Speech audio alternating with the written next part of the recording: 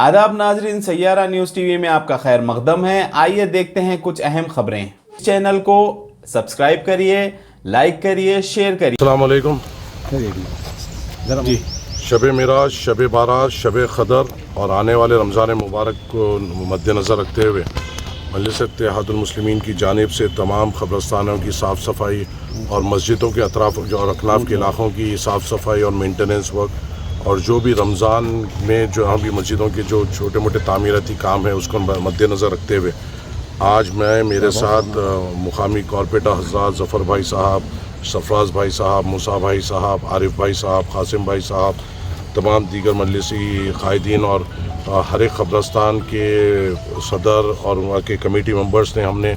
आज आसिफ नामपल्ली हल्के के कई क़ब्रस्तानों का दौरा किया और वहाँ पे कंसर्न महकमों को हिदायत दी कि क्या क्या काम करना है। शब बारात को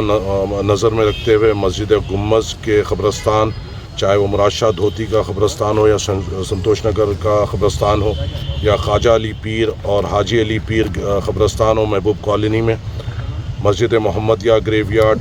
अमलापुर ग्रेवयार्ड तालागड्डा में,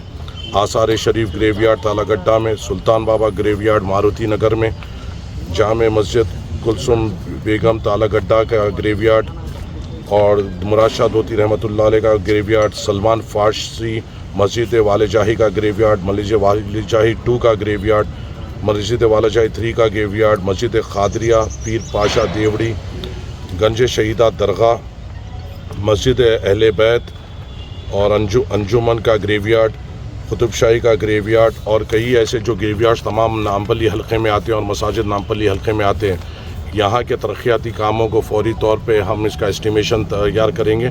और हम ये इंशाल्लाह पुरज़ोर कोशिश करेंगे कि आने वाले जो शब बारात है उसमें जो हाज़रीन क़ब्रस्तानों को आते हैं, मसाजिद को आते हैं और रमज़ान मुबारक में जो मसाजिद की तरफ ज़्यादा से ज़्यादा मुसल्ली आते हैं, इनको हम हमारे तरफ से बेहतर सहूलत देने की कोशिश करें।